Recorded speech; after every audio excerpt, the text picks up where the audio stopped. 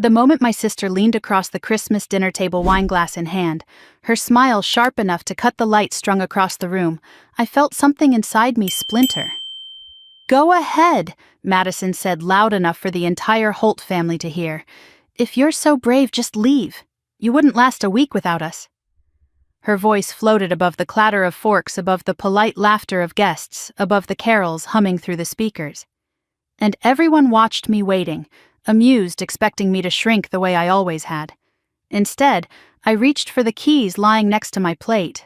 The house keys, the car keys, the keys they thought were theirs. I laid them quietly on the linen cloth, and the click was so soft I almost didn't hear it. But Madison did. Her smile froze. My parents stiffened. And as snow fell softly outside, I stood without saying a word, walked past the tree glowing red and gold, and stepped into the cold night. Behind me, their laughter collapsed into stunned silence. By sunrise, the silence would turn into panic. I didn't put on my coat. I didn't pack a bag.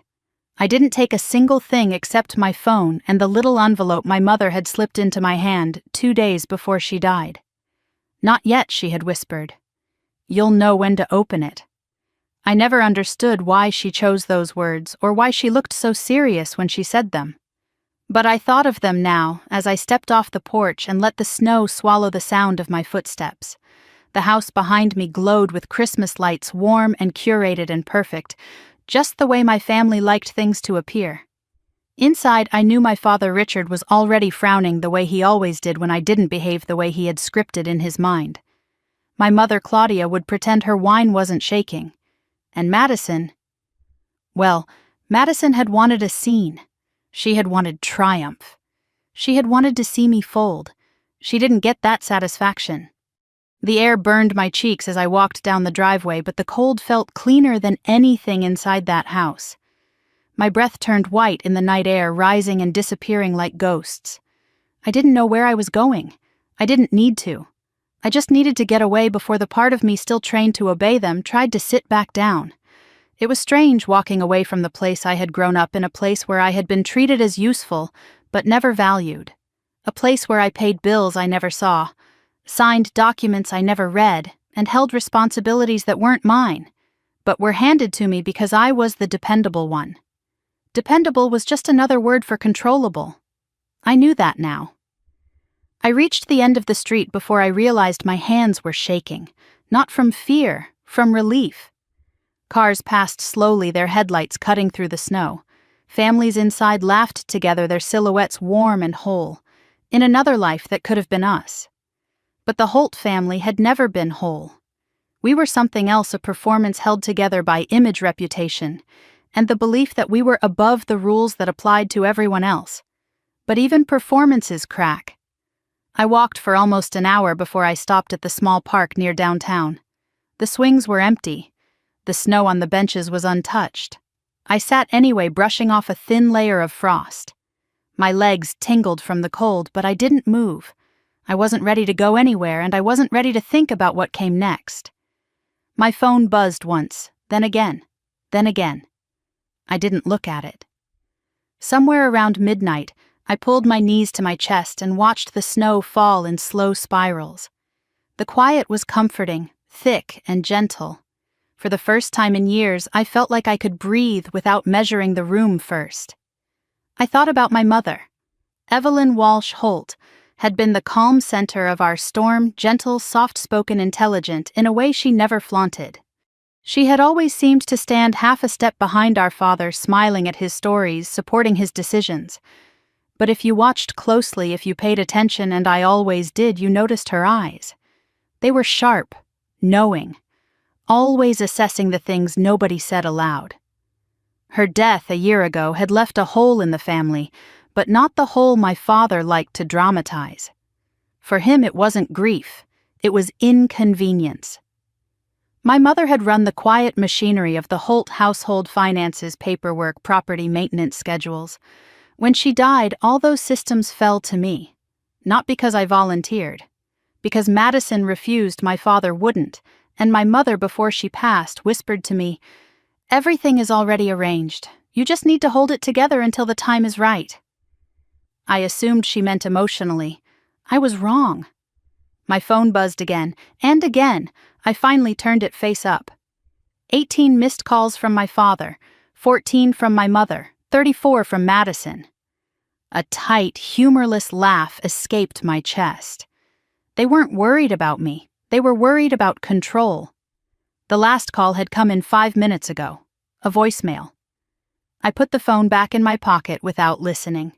They would be shouting, demanding, accusing, or worse, pleading. My family only used affection as a tool, never a truth. I stood brushing snow from my jeans. My fingers were numb, my hair damp with frost. I didn't know where I would sleep that night. A hotel, maybe. My car was still in the Holt driveway, and calling an Uber meant dealing with my father if he saw me retrieve it. I wasn't ready for that confrontation.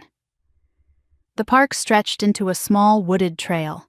I walked toward it, needing distance, needing any space that didn't smell like cedar-scented candles and expectations. The wind rustled through the trees, and for a moment it felt like my mother was walking beside me. She had always loved winter, the quiet of it, the stillness. She said snow made the world honest. Nothing could hide under that clean white hush. I didn't know then how much truth the snow would reveal. By the time I reached the main street, my phone buzzed again, not with a call this time, but with a notification. A text from an unknown number. I'm awake if you need somewhere to go. LG.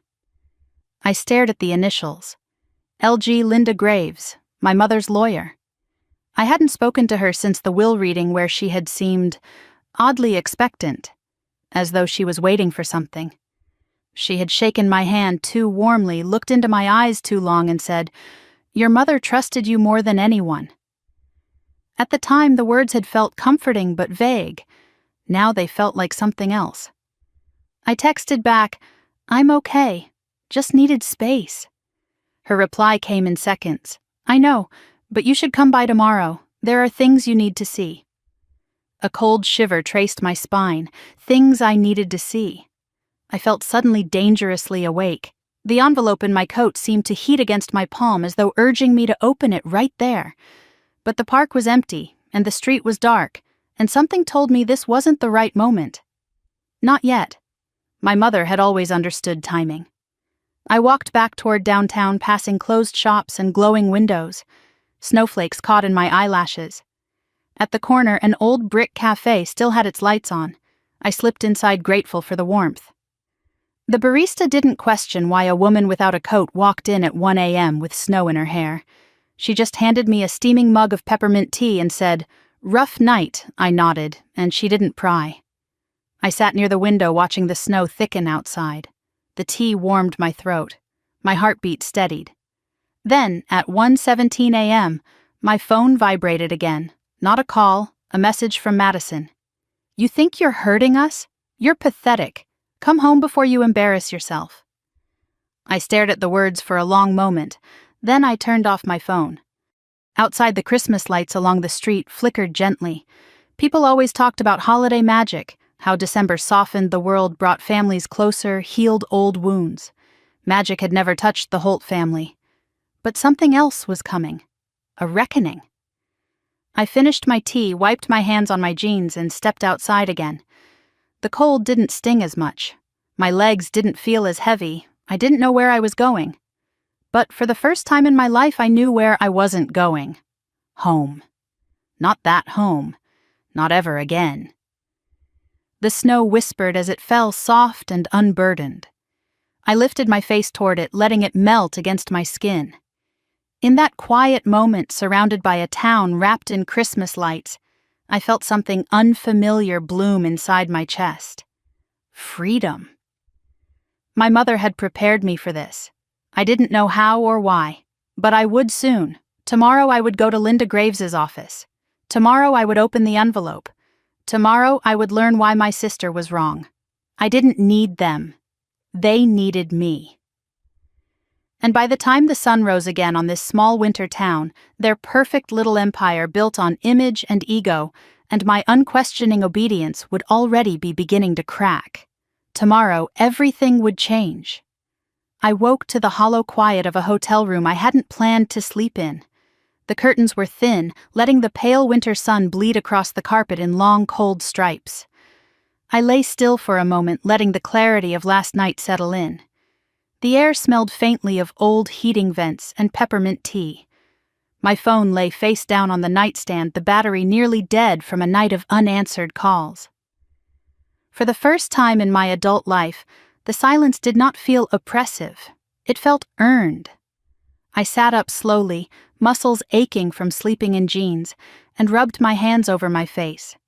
The memories of the night before rose one by one. Madison's smirk, my father's tightening jaw, the keys on the table, the snow swallowing my footsteps, the wave of missed calls. I wasn't fragile. I wasn't impulsive. I simply reached the end of a line they'd spent years drawing around me. The clock read 8:32 in the morning when I finally picked up my phone. It buzzed instantly in my hand, vibrating like something alive. I turned it over. 46 missed calls, 11 text messages, 3 voicemails, 1 group chat exploding with activity, and a new message from my father time-stamped 6:14 a.m. Come home. Now. We need to talk. No greeting, no concern, just the urgency of a man who'd realized something wasn't working in his favor. Another message followed minutes later. Where are you? We need access to the utilities. The bank account link isn't working. I closed my eyes. Of course that would be the first thing to unravel. My father managed the household the way he managed everything else in life, by pretending to be in control, while forcing someone else to do the actual work. And for the past 2 years, I had been the one responsible for paying property taxes, renewing insurance policies, adjusting investments, and transferring funds. Policies my mother had originally handled then quietly passed on to me before she died. My father never bothered to learn any of it. Because why would he when I existed? But systems built on assumptions fall apart fast. I turned the phone over again, silencing another incoming call, and got up. The water from the shower sputtered at first, then smoothed into a steady stream. I stood under it longer than necessary, letting the warmth anchor me. By the time I checked out of the hotel, the snow had stopped. The air felt crisp, the kind of cold that sharpens your senses. I walked toward Main Street with my hood pulled up, passing bakery windows fogged from ovens and a bookstore with a handwritten sign advertising holiday sales. My phone buzzed again. This time, it was my mother. Or rather, Claudia Holt, the woman who gave birth to me but never quite managed to mother me. Meredith. This is ridiculous. Your father can't access the mortgage portal. Call back immediately. Then a second message. And your sister is hysterical. Whatever point you think you're making, drop it. I slipped the phone back into my pocket. My mother always had a talent for minimizing everything she didn't understand. Or perhaps didn't want to understand. It was easier for her to pretend my leaving was an inconvenient tantrum than a years-long accumulation of quiet injuries. I kept walking. Linda's office sat at the edge of the historic district, a 2-story brick building with ivy clinging stubbornly to its walls even in winter. A wreath hung on the door, simple, elegant, made of pine and dried oranges, the kind my mother would have loved. My heart tightened unexpectedly. I stepped inside, brushing snow from my boots. The receptionist looked up from her computer, recognition sparking in her eyes. Meredith, Ms. Graves is expecting you. Go right in. Expecting me, not just accommodating me, expecting. I walked down the short hallway, my pulse quickening with every step. The door to Linda's office was slightly ajar. I tapped once before entering. She stood by the window, a steaming cup of coffee in hand, her silver hair neatly pinned back. She turned when she heard me. You came, she said warmly. Good. Sit. I did. For a few seconds she simply studied me the way my mother used to, attentive, perceptive, quietly evaluating what I wasn't saying out loud. Then she nodded to my coat pocket. You brought the envelope. I swallowed and pulled it out. The cream paper looked softer in daylight, the script written in my mother's looping hand. Linda exhaled slowly. Before you open that, you need context. Things your mother arranged. Things she asked me to handle when the time came. I leaned forward slightly, my palms cold. "Linda, what is this about?" She walked to her desk, opened a drawer, and pulled out a thick file secured with a black ribbon. "When Evelyn came to me 5 years ago, it wasn't for estate planning alone," she said. "It was for protection. Your protection specifically." My breath caught. Protection. "Your mother was a brilliant woman," Linda continued, "and she understood patterns better than anyone gave her credit for. She saw the way the family leaned on you, the way they dismissed your contributions while exploiting your reliability. She feared it would escalate after her death." My chest tightened painfully. "So she made changes. Large ones." Linda set the file on the table and untied the ribbon. "Meredith, everything your family thinks they own, they don't." I stared at her. "What do you mean?" She opened the file. Property deeds, account documents, corporate records, pages and pages, each bearing a name printed clearly at the top. My name. All of it. My throat went dry. "Linda, this can't be right." "It is. Your mother transferred ownership gradually, intentionally, and legally. The house, the secondary property in Birch Hollow, the holiday cabin on Glacier Road, the investment accounts, the family trust. All of it held under your name with protective clauses preventing anyone else from accessing or transferring assets without your explicit consent." I blinked, the words floating around me like something unreal. "She never told me," I whispered. "She couldn't," Linda said gently. "Your mother understood your family dynamic. If she'd revealed her plans too soon, someone would have found a way to sabotage them. She needed you to stay unaware until I walked out." Linda nodded. She knew there would be a breaking point. "All she asked was that when it came, I step in." I sat back slowly, my pulse thundering in my ears. The Holt family empire, the one they paraded around town, the one they flaunted at charity events, the one they used to measure worth, had never belonged to them. Not really, it belonged to me. My phone buzzed again. I ignored it. "And now," Linda said, sliding a smaller envelope across the table, "you can open your mother's letter." My hands trembled as I broke the seal. The scent of lavender, faint but familiar, rose from the paper. I unfolded it and saw my mother's handwriting, graceful as ever. "My dearest Meredith, if you're reading this, then you've finally done the thing I always prayed you would do. Walk away. You deserved better long before today." I stopped, swallowing hard. Evelyn's voice came alive in every curve of ink. Her tone gentle, steady, patient, the voice of someone who had waited a long time for me to see myself clearly. "I know Madison resents your gentleness," the letter continued. "I know your father uses your reliability to excuse his failures. And I know your mother, yes, even me, expected too much from you for too long. But you are stronger than all of us." My breath hitched. I read on. "There are truths you don't yet know. Truths I entrusted to Linda.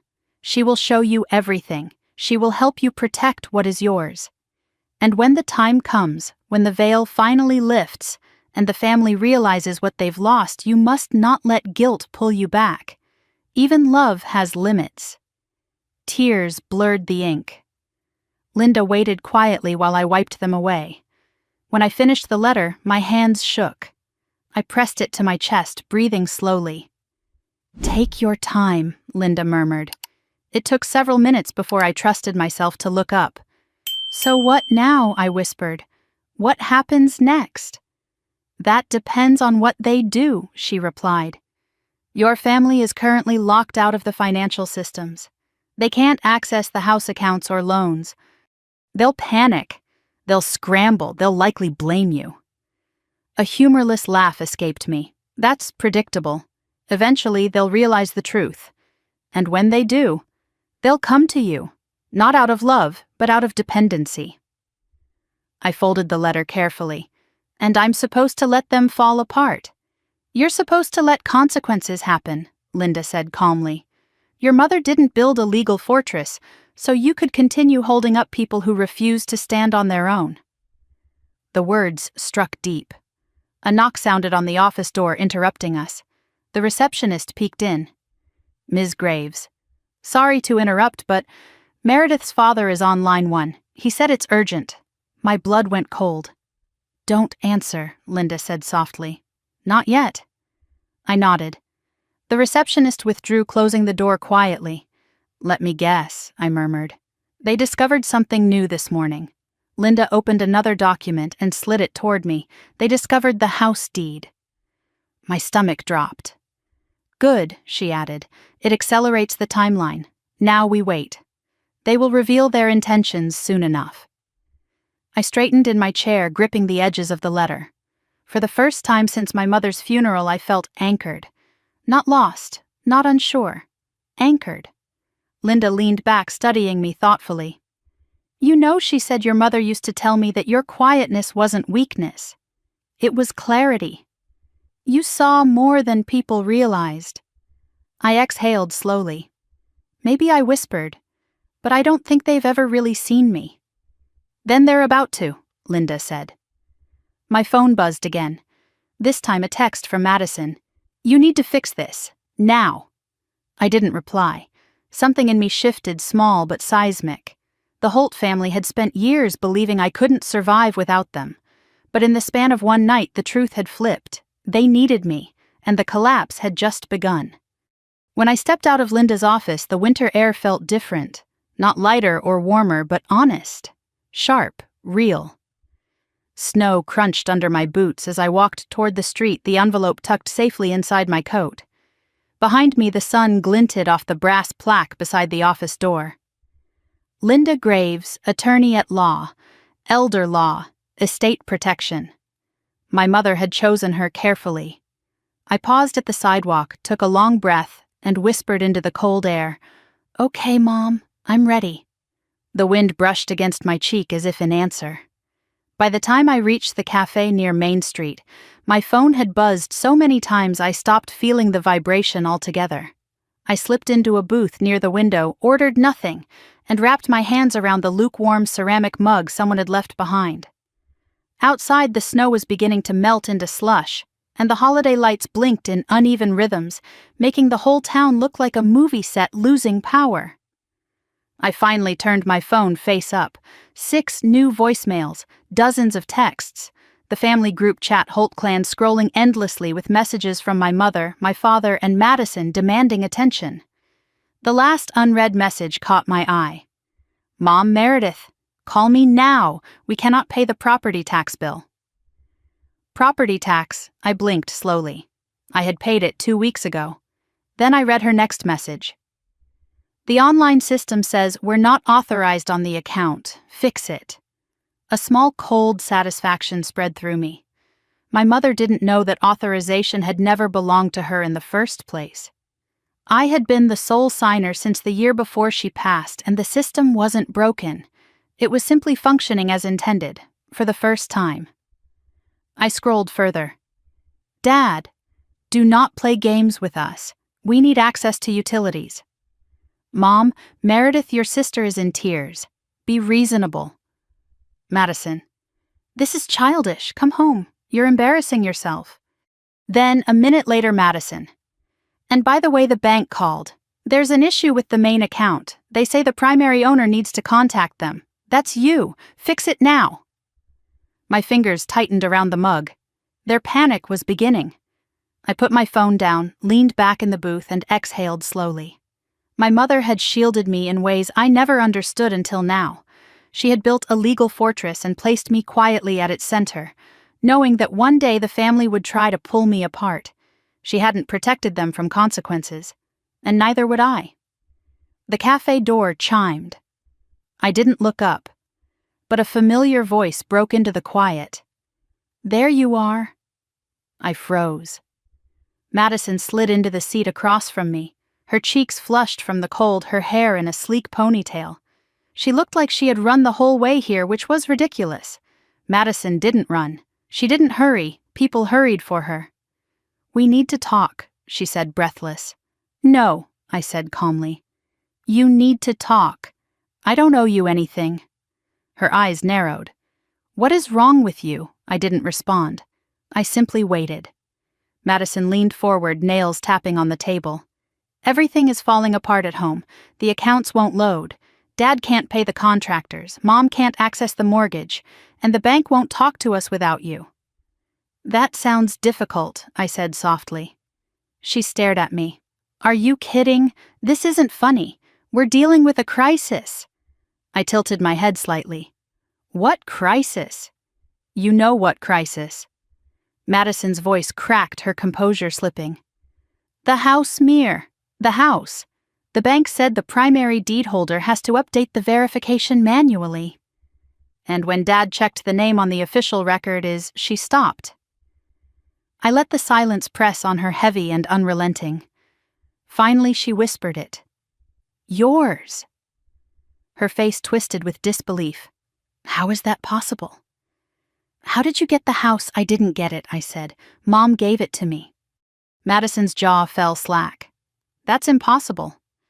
I asked her 3 different times if she'd updated the deed after I moved out, and she said, "She told you whatever she had to," I said quietly.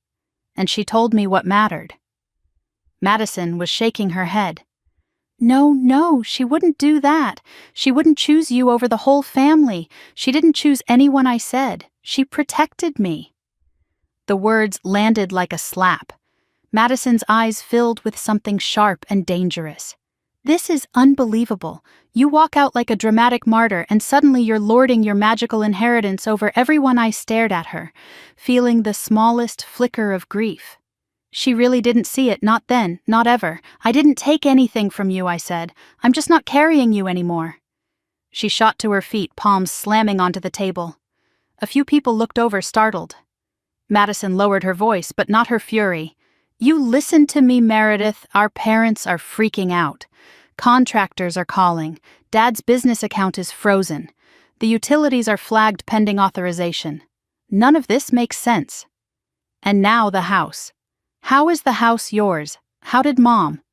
She cut herself off, eyes widening. "Oh my God," she whispered. "Mom planned this. I didn't confirm it. I didn't need to." Madison sank back into her seat, stunned. Then slowly her expression hardened into something brittle and cruel, the look she'd worn many times growing up right before she took something from me just because she could. "Fine," she said. "Play this game. But you will come home today. You will fix everything. And then we are going to straighten out whatever ridiculous legal glitch put your name on the deed." "No," I said. She blinked. No, I repeated. "I'm not coming back. I'm not fixing anything. And nothing is a glitch. The estate is mine.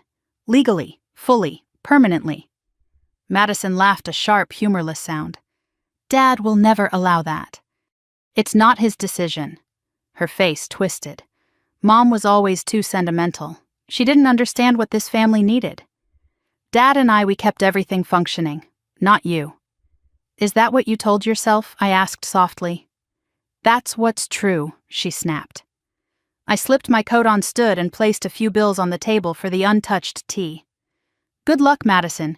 You can't walk away from this. I already did." I stepped past her, leaving the cafe before she could form her next threat. Outside, the sun had risen fully, casting pale gold across the icy streets. I pulled my hood up and walked, feeling the crisp air sting my cheeks. Behind me, Madison burst out of the cafe, shouting my name. People turned. She hated unwanted attention. It meant she wasn't in control of the narrative. Good. I kept walking. She didn't follow far. Madison always stopped when the chase wasn't easy. As I reached the corner, my phone buzzed again. This time the caller ID made me pause. Birch Creek County Tax Office. I let it ring twice before answering. "This is Meredith," I said. A polite voice responded. "Ms. Holt, we're calling to confirm authorization for the tax exemption update on your Birch Hollow property." "My Birch Hollow property," I repeated. "Yes, ma'am," the clerk said. "It appears your family attempted to access several accounts under your name this morning.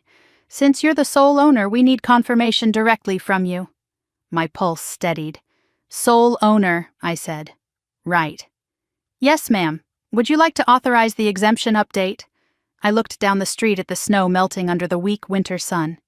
"Yes," I said. "Go ahead." I ended the call and kept walking until I reached the small wooden bridge that crossed the half-frozen creek. I leaned on the railing, letting the cold seep through my gloves. So this was what agency felt like. It didn't roar. It didn't announce itself. It settled quietly like snow on branches. Then a text arrived. From my father. You need to call me immediately. The accountant says your mother transferred the family trust into your name. That can't be legal. Fix this. Now. I exhaled slowly. He still spoke to me as though I were an errand, not a person. Another message arrived, this time from my mother. Meredith, please. Your father is upset. Your sister is upset. Come home and let's figure this out together. Together. We had never done anything together. I saved both messages, then turned the phone off. The creek murmured softly under the ice. Somewhere in the distance, a dog barked. A child laughed. A car door slammed.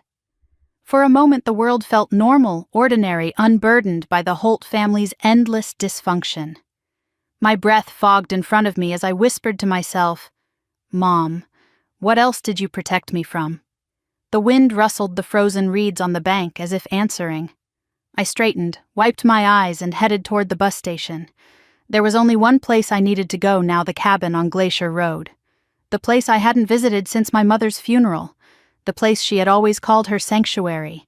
The place she'd told me in her final weeks that she hoped I would return to someday. The place where, according to Linda, more answers waited. I bought a ticket, boarded the bus, and took a seat by the window. The engine rumbled to life, and the town began to shrink behind me, one snow-covered house at a time. As we pulled away, I imagined my father pacing the kitchen, my mother wringing her hands, Madison tearing through drawers looking for documents she believed belonged to her. But the truth was already unfolding. Their empire had never been theirs. And now, piece by piece, it was slipping through their fingers, because they had built it atop my mother's silence and my compliance. The silence was gone. The compliance was over. And for the first time, they were about to learn what it meant to live without me. The bus wound its way through Birch Creek Valley, climbing steadily toward the mountains. Frost clung to the windows, blurring the towering pines into pale green shadows. I pressed my palm to the cold glass and breathed slowly as the landscape grew quieter, emptier, farther away from the Holt household with every passing mile. Somewhere between the ridges, my phone vibrated again, even though I had silenced most notifications. A single text slipped through from the county clerk. Documentation complete. Birch Hollow property fully verified under your name. Have a good day, Ms. Holt, Ms. Holt, only ever me. Not my father, not my mother, not Madison, me. I tucked the phone into my coat and leaned back as the bus crested the final hill. The cabin came into view below, small, weathered, and half-wrapped in snow, the chimney capped with ice. A thick band of fir trees circled the clearing like watchful sentinels. My heartbeat quickened. I hadn't been here since the week after my mother died. My father insisted it wasn't practical to keep the property, but I refused to sell it. I didn't know why then. I knew now. When the bus stopped, I stepped into air so cold it stung my teeth. Snow crunched under my boots as I made my way up the narrow path. The cabin smelled of cedar and memory. My key fit perfectly in the lock. The door creaked open. Inside, everything looked frozen in time. The plaid couch draped with a handmade quilt. The stone fireplace with soot still tracing the bricks. The bookshelf lined with Evelyn's favorites, the ones she would read aloud on quiet winter nights. I closed the door behind me and exhaled into the hush. It felt like she had just stepped out for a walk and would return at any moment. I stood still for a long time. Then I noticed a faint piece of twine tied around the handle of the pinewood wardrobe in the corner. My mother used twine for everything. She said knots were a language most people were too impatient to read. My stomach tightened. I crossed the room, pulled the wardrobe open, and found a small wooden box hidden beneath folded blankets. A simple maple box. No lock. Just a brass hinge, and a deep groove where my mother's thumb had touched it countless times. My breath caught. This was it. The evidence. The truth. The thing she had hinted at but never spoken of directly. I carried it to the table and sat down. My hands trembled slightly as I lifted the lid. Inside lay several neatly labeled envelopes, a USB drive wrapped in paper, a small leather-bound notebook, and a printed legal document stamped with my mother's signature, and a gold seal bearing my name. My throat tightened. On top was a note. Meredith, if you've reached this box, it means the moment I feared has finally come. I'm sorry. I hoped they might change. But you must see the truth clearly. Love, Mom. I swallowed hard and opened the first envelope. Inside were copies of bank statements. At first glance, nothing seemed unusual until I saw the signatures. Familiar, curved, neat handwriting. My handwriting. Except I had never seen these documents before. My pulse slammed in my ears as I studied each page. Loans I hadn't taken. Transfers I hadn't authorized. A credit card I had never used. Every signature forged carefully, meticulously, but not perfectly. My father's slanted R, Madison's overconfident loops. Heat crawled up my neck. They had used my name, my identity, my credit. My mother must have collected these the moment she realized what was happening. I reached for the next envelope with shaking fingers. Inside were email printouts, messages between my father and Madison discussing redirecting funds using Meredith's accounts since she doesn't need them, and keeping the paperwork under her umbrella so the credit score doesn't dip. I couldn't breathe. My father's words were the worst. She won't fight us. She never does. My stomach twisted violently. I pressed my hand to my mouth and closed my eyes. The betrayal didn't surprise me, not entirely.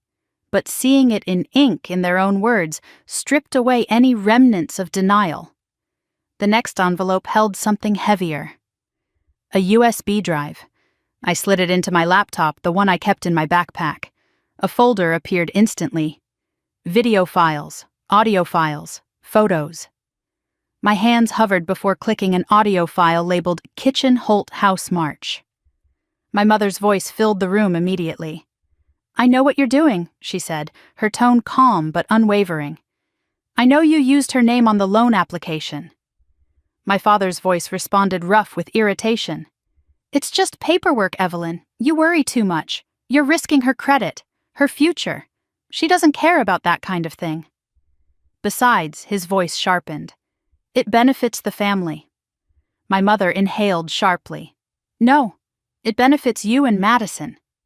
A brief silence. Then Madison's voice smoothed dismissive. Mom, Meredith doesn't need all that money. She doesn't spend anything. She doesn't even notice half the stuff we put on her cards. Cards. Plural. My chest constricted. Madison continued. She should be grateful she has a purpose. You always baby her. My mother's response was so quiet I leaned closer. I protect her, she said. And I will continue to protect her, even from you. The recording clicked off. I stared at the laptop, my hands curled into fists. My heartbeat thundered in my temples. They had siphoned from me for years, smiling, hugging, insisting we were family first, all while bleeding me dry. My mother knew. She confronted them, and she documented everything. I clicked another file. Video footage this time. My mother had positioned her phone on the counter, angled toward the dining room. The screen showed Madison holding a stack of envelopes. We'll just sign for her, she said. She never reads these things. Dad, your handwriting looks enough like hers. Just keep it consistent. My father nodded, flipping through the papers. This refinance gives us breathing room. We'll pay her back eventually. They both laughed. Eventually meant never. My stomach churned. I clicked another file. Audio only. My mother speaking to someone her attorney knew. The voice wasn't Linda's. It was a man. She'll need protection, my mother said.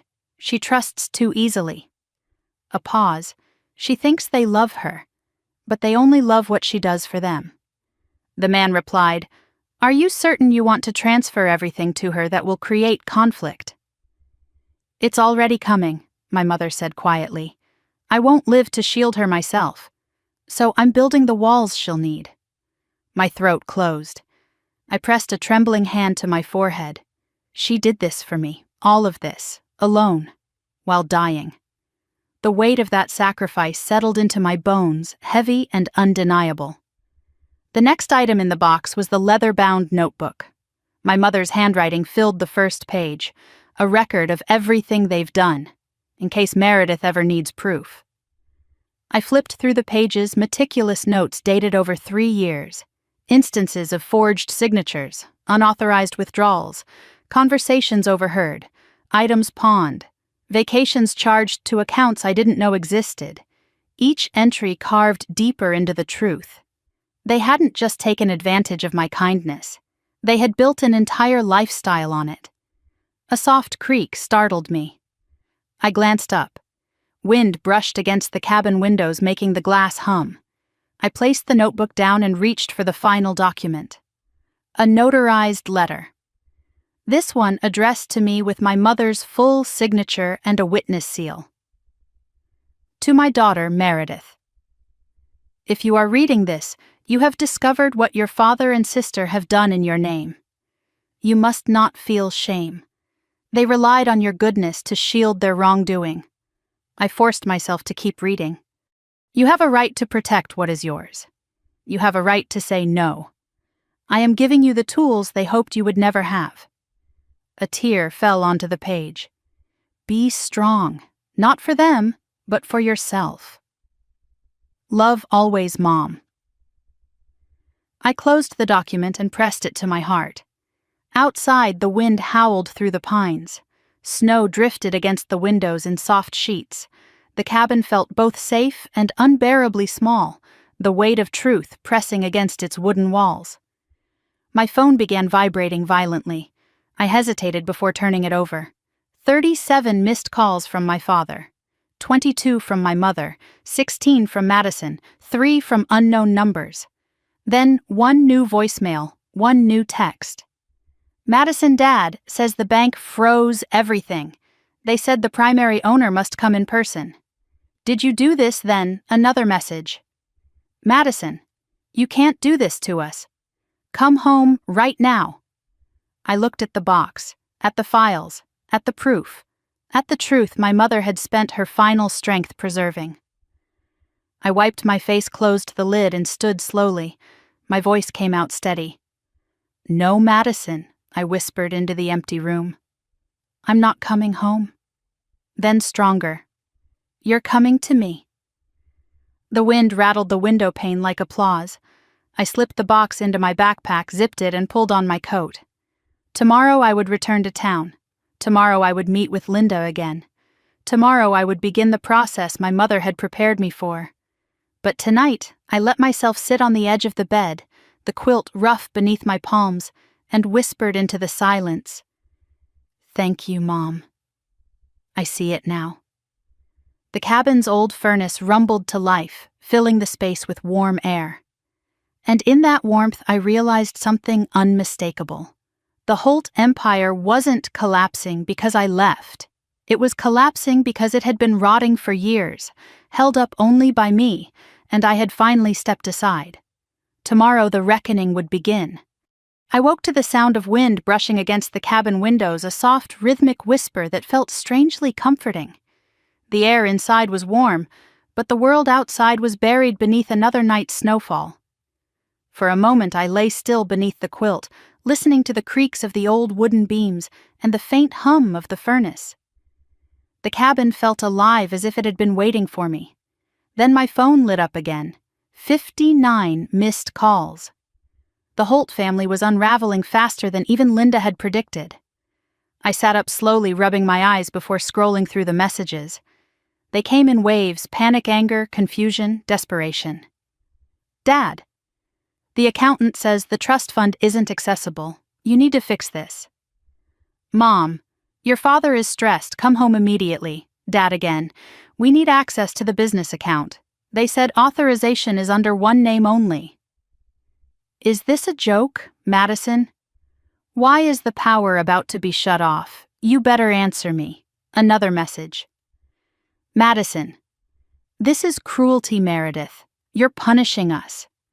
I exhaled through my nose. Punishment required intent. All I had done was walk away. Their collapse was not my doing, it was the consequence of their own greed, their own neglect, their own belief that I was nothing more than a tool. I set the phone aside before I could fall into old habits, responding, soothing, fixing. That version of me had died the moment I placed the keys on the Christmas dinner table. The kettle on the stove hissed gently as I heated water for tea. The scent of pine drifted through the cracked window. In the stillness, I allowed myself a moment to breathe before facing everything waiting for me below this mountain. But the silence didn't last long. My phone vibrated again. A voicemail left at 6:47 a.m. My father's voice boomed through the speaker before I could stop myself from listening. "Meredith, this nonsense ends today. I don't know what you think you're doing, but you get back here. The bank says you changed the primary owner on the accounts. We need those funds. Do not ignore me." He paused, breath heavy. "And the house, your mother must have made some mistake with paperwork. We'll fix it. Just come home." His voice cracked on the last line. Not with worry for me, with worry for himself. Another message played automatically. My mother this time quieter. "Sweetheart, whatever this is, we can work it out. Your father is upset, and Madison is... well, she's confused. Come home and we'll sort the money situation together." I almost laughed. Money situation. As if what they'd done was a minor bookkeeping error. The third message was Madison. "Okay, I get it. You're mad. Fine. But you're making this a big deal. We need access to the accounts right now. Dad can't finish the payroll for the construction team. You're messing up everything. Stop being dramatic and answer your phone." I deleted the voicemail. I drank my tea slowly, letting the steam warm my face. The cabin was quiet enough to hear my own heartbeat, steady, calm, strong. By 9, I bundled into my coat and stepped outside. The snow shimmered beneath the sunlight untouched except for deer tracks leading toward the woods. I followed them until the trees opened to a small clearing where my mother used to sit with a book in her lap and thermos of cocoa at her feet. I felt her presence there, faint but steady, like the warmth of a memory pressed against my shoulder. "You prepared me for this," I whispered. The wind carried my breath away. When I returned to the cabin, the phone was buzzing again. This time it was a call from an unknown number. I let it go to voicemail, assuming it was another real estate agent demanding to speak to the Holt family representative. But the transcript surprised me. "Ms. Holt, this is Daniel from the First National Bank. We need to speak with you urgently. Your family attempted to withdraw from an account ending in 3821, but the transactions were denied. Please contact us as soon as possible." My family had finally run headfirst into the wall they didn't know existed. Inside the wooden box beneath the documents I had read last night were several more items I hadn't opened. My mother's notebook, the legal papers, the USB, all of it waited patiently for me to finish this transformation. But first, I had a call to make. I dialed Linda. She answered before the first ring finished. "Are you ready?" "Yes," I said. "They're spiraling. It's happening fast. As expected." I could hear her shifting papers. "They tried to withdraw from the trust this morning. The bank flagged it instantly." "What happens now?" "You do nothing," she said. "Absolutely nothing. Let them panic. Let them show their hand. When they realize the full extent of what your mother did, they'll attempt something rash. That's when we step in." I swallowed. Something rash. They might show up at the cabin, or try to force your hand with guilt. Or legal threats. She paused. "But they can't win. Not this time." I closed my eyes. Relief, fear, anger, and something else resolve settled in my chest. "Linda," I said quietly. I found the evidence. She didn't ask what I meant. She simply said, "Good. Your mother was meticulous. She knew what she was up against." I hesitated. "There's more than I realized, more than I wanted to know. Truth is always heavy," Linda murmured. "But it doesn't break you. It shapes you." My eyes drifted to the wooden box on the table. "Then let it," I whispered. After we hung up, I sat again with the notebook and the recorded conversations from the USB. Each file, each note, each signature deepened the wounds, but it also sharpened my purpose. I understood now how thoroughly my family had entangled themselves in my life, not through love, through dependency, through manipulation, through the belief that I would always choose peace over self-respect, but peace without dignity wasn't peace at all.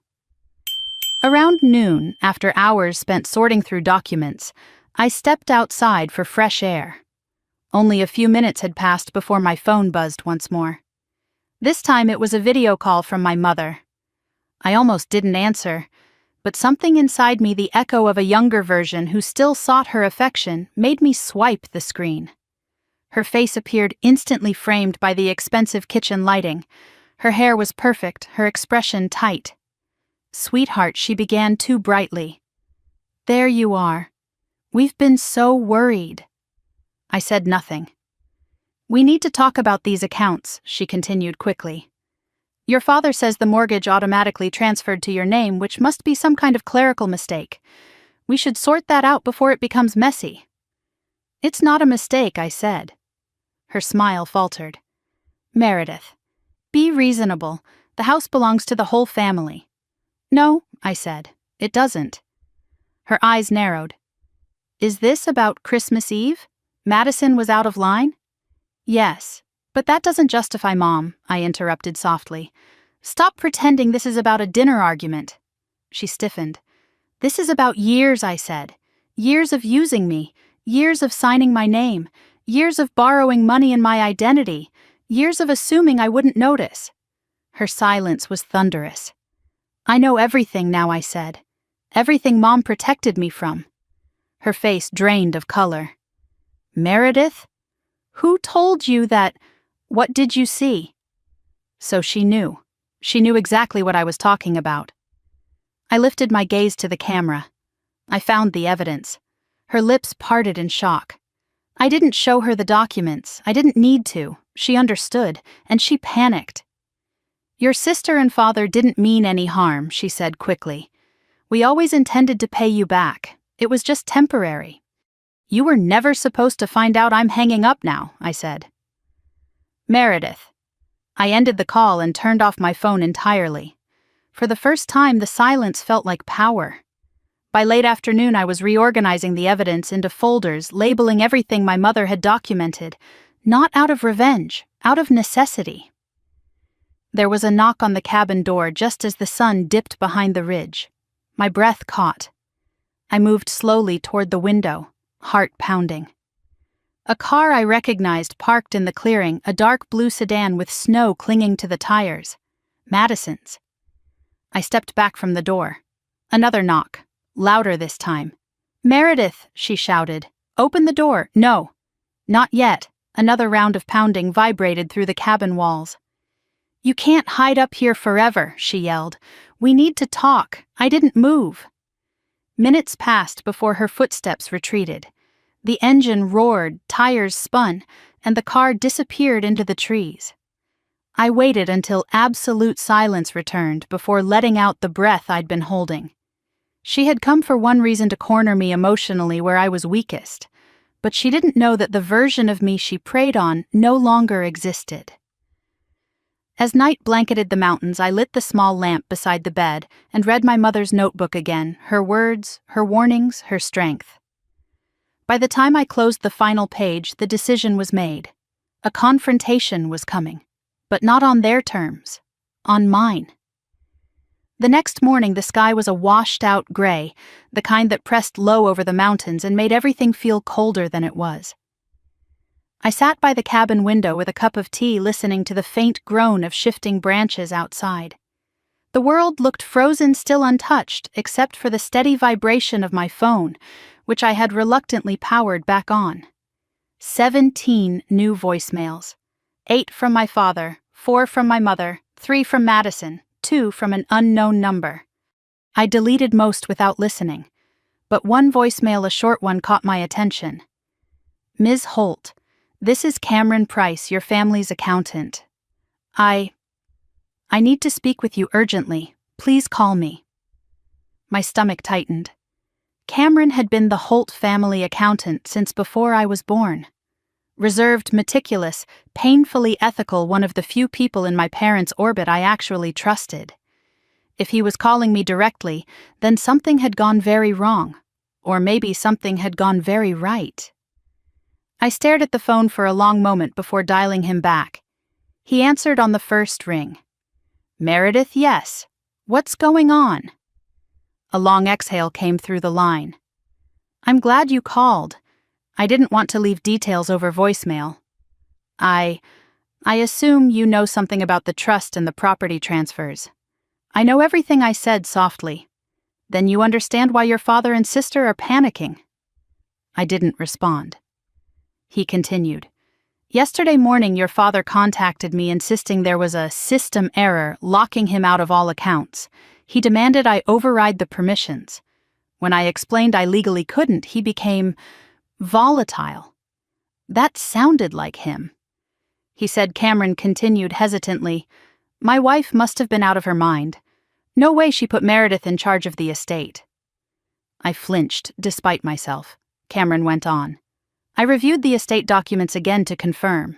Everything is valid. But here's what you need to know, Meredith. The accounts aren't just inaccessible to them. They're in critical condition. My breath caught. Critical how your father and Madison have accumulated significant debt over the last 3 years. I've warned them repeatedly. They ignored every warning. They refinanced twice. They leveraged the family home. They took loans under your name. I know about the forgeries I interrupted. My mother left proof. A stunned silence followed. Then I'm relieved, he said quietly. You're going to need that evidence. I closed my eyes briefly. The tea in my hands had gone cold. There's more, Cameron added. Your father tried to withdraw $70,000 yesterday. The bank flagged it. When they refused the withdrawal, he demanded they escalate the issue. I let out a slow breath. He thinks money will fix everything. He thinks control will. Cameron corrected gently. But Meredith? He's run out of both. I rubbed my forehead. Is the family at risk of losing anything? Losing. He let out a dry laugh. They've already lost everything. They just don't realize it yet. A strange mix of grief and vindication twisted inside my chest. Cameron shifted papers. I could hear the rustling on his end. Your father's business is weeks away from collapse. Madison's credit is ruined. Your mother's final savings were drained trying to cover debts they hid from you. My jaw tightened. She knew, but she didn't tell me. She was trying to protect you, but she also prepared for the day you'd need the truth. I glanced at the wooden box on the table, the letters, the files, the USB drive. She did.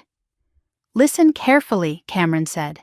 Your family will try everything guilt manipulation threats to pull you back. But the only way to resolve this legally and financially is for you to distance yourself. Completely. That's already happening. Good. Now here's the real reason I called. Papers rustled with urgency. Your father has scheduled a meeting with an attorney this afternoon. He intends to challenge the estate and dispute your ownership of the assets. My stomach dropped. Can he? No, Cameron said firmly. But he doesn't understand that. Or he refuses to. What will happen when he tries, he'll lose, immediately, and he'll be furious. I swallowed. I knew my father's temper. I had felt it in small, cutting ways, growing up quiet comments that sliced deeper than yelling ever could. But this time, he wouldn't just be angry. He would be desperate. Meredith, Cameron said gently, you need protection. Please tell me you have someone advising you. A lawyer, I said. My mother arranged it. Good, listen to her. Protect yourself. And if you need anything, call me. Thank you, Cameron. He hesitated. And Meredith. Yes, I'm proud of you. I've watched you hold that family together for years. You deserve better than what they did. My eyes stung. Thank you, I whispered. We hung up. The cabin felt colder now. I wrapped my hands around the mug again, even though the tea was cold. My father planning legal action wasn't surprising. Humiliation was intolerable to him. and nothing humiliated him more than losing control. Still, I couldn't focus on him. Not yet. I gathered the envelopes, the USB, the notebook, everything my mother left, and arranged them neatly into my backpack. The leather felt warm from the wood stove. The weight of the evidence settled against my spine like armor. I was about to leave the cabin to meet Linda when I heard something that froze my breath. Voices. Outside. Are we sure she's here? That's what Dad said. He tracked her phone. She better fix this before he loses the business. Madison and... my mother. No, not my mother. Claudia. I moved slowly toward the window and peeked through the curtain. Two figures trudged through the snow, bundled in coats and scarves, breath puffing into the cold air. Madison's sharp profile, my mother's stiff posture. They were here. My heart pounded once hard. I backed away from the window. The knock on the cabin door rattled the frame. Meredith Madison shouted, "We know you're in there!" Another knock, harder. "Open this door right now!" My hands curled into fists. I didn't move, not yet. Silence, then my mother's voice, soft, coaxing, dripping with practiced sweetness. "Honey, sweetheart, please open the door. We just want to talk. Explain, manipulate, rewrite, guilt, shame, control." I had lived that cycle my entire life. No more. I stood completely still as Madison's fury bubbled over. "Do you think you can hide from us?" she screamed. "You destroyed everything. Dad's business is collapsing. The house is frozen. The bank won't help us." "That's enough, Madison," my mother hissed. "No, she needs to hear this." Madison pounded on the door. "You owe us. You owe us everything." I inhaled sharply. My mother's voice dropped to a whisper. "Madison!" But Madison wouldn't stop. "Who do you think you are?" she shouted. "You think you're better than us. You think you can walk away and just let everything fall apart. You think any of this was yours. You were supposed to help us, not abandon us." My blood roared in my ears. Behind the door, my mother attempted her old persuasive tone. "Please, sweetheart, we're your family." Family. The word tasted like ash. A long silence followed, broken only by the wind. Then Madison muttered something I couldn't quite hear. The car door slammed, then another. Tires spun in the snow, scraping against ice. The car sped down the mountain road, growing quieter until the engine disappeared entirely. I stood frozen for a long time. Then I sank slowly onto the couch, burying my face in my hands. Not because I was afraid, but because I finally realized how completely I had separated myself from them. They couldn't reach me anymore, not through guilt, not through anger, not through need. A line had been drawn, one my mother had prepared, one I had chosen. When I finally stood, the air felt clearer. I grabbed my coat, slung the backpack over my shoulder, and stepped outside. The snow crunched softly beneath my boots, and for a moment I looked toward the road where their footprints were already disappearing under fresh snowfall. "Goodbye." I whispered not to them, but to the version of myself who had once believed I had to make myself smaller to be loved. I headed down the path toward the bus stop. It was time to meet with Linda. Time to prepare. Time to finish what my mother started. Linda's office looked different the second time I entered it, brighter somehow, as if the winter sun had shifted just enough to reveal details I hadn't noticed before. The embossed legal certificates lining the wall, the thick curtains framing the tall windows, the scent of sandalwood drifting softly from a candle on her desk, a place built for truth, not performance. I stepped inside with my backpack pulled close to my body, the weight of the evidence grounding me. Linda stood when she saw me, and for a moment her stern professionalism softened. "You look steady," she said. "I feel steady. Good. You'll need to be." I sat placing the wooden box on the table. She rested her hands on it as though examining something sacred. "This," she said quietly, "is more than enough." I exhaled tension, loosening slightly from my shoulders. "Then, what do we do now?" Linda slid several documents toward me. "Your father retained a local attorney yesterday. From what I gather, he intends to challenge the estate. Today at 2, he's scheduled a meeting with the attorney and the bank manager. I expect he will attempt to accuse you of manipulating Evelyn. I blinked in disbelief. Me manipulating Mom.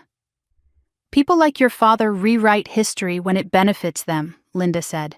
Always remember that. But his argument will fall apart immediately because the estate isn't just legally airtight, it's ethically airtight. Your mother structured everything without your involvement. And we have proof. I opened my backpack and pulled out the envelopes, the USB, the notebook, placing them in a neat stack. Linda's eyes lit with a kind of fierce satisfaction. This will end them. Is that what we want? I whispered. She studied me. We're not ending them. They ended themselves. You're simply stepping out of the wreckage. I nodded slowly. Linda pulled closer a legal pad. Here's our plan. You're not to reach out to them. You're not to respond to texts, calls, emails. You do nothing. We observe, we gather, and when the moment comes, we present everything. And that moment is soon, she said. Very soon. Before she could elaborate, her desk phone rang a sharp, old-fashioned sound that cut through the quiet. Linda answered without taking her eyes off me. Yes, this is she. I understand. Can you repeat that? Her brows arched slightly. I see. And did you inform him that only the primary trustee can authorize that? Good, thank you. She hung up. I raised an eyebrow. That was the bank manager. Your father attempted to liquidate a joint investment account. She leaned back in her chair. He was denied. A hollow laugh escaped me unbidden. He really thinks he can just force the system to obey him. He's losing control, Linda said simply. When people panic, they reveal themselves. A knock interrupted us. Linda called, "Come in." Her receptionist stepped inside, holding a printed sheet. "Another fax came in for you. Urgent." Linda took it, scanned it, then passed it to me. My own name stared back, bold, almost accusatory. Request for emergency trustee hearing. Filed by Richard Holt. I don't believe this, I murmured. Linda chuckled softly. Oh, I do. This is exactly what I predicted. What does this mean? It means he's desperate. He's trying to contest your position as trustee. But that won't work. Why not? Because 1, your mother created the trust. 2, you never accepted any changes or transfers willingly. And 3, she tapped the wooden box. Because we have the truth. I looked at it, the box my mother had prepared like a time capsule of survival, evidence of forgery, financial abuse, conspiracy, neglect, and manipulation.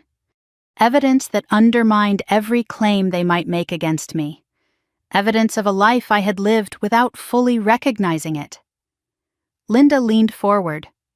What we do next depends entirely on how far your family is willing to go. She was right. And I had a feeling they were willing to go further than I expected. Almost on cue, my phone vibrated. A new message, from a number I didn't recognize. Ms. Holt, this is attorney James Mallory. I represent your father. I'd like to speak with you before this becomes unnecessarily complicated. I read the text twice. Linda saw my expression. Show me. I handed her the phone. Her lips curled into something between irritation and amusement. He wasted no time. She typed a reply herself. This is Attorney Graves. All communication must go through me. Do not contact my client again. She hit send. Done, she said. A sense of relief washed over me so quickly it left me breathless. For the first time, I didn't have to defend myself alone. Linda walked to a filing cabinet and pulled out a thick binder. This, she said, is your mother's full estate plan. Everything she set in place.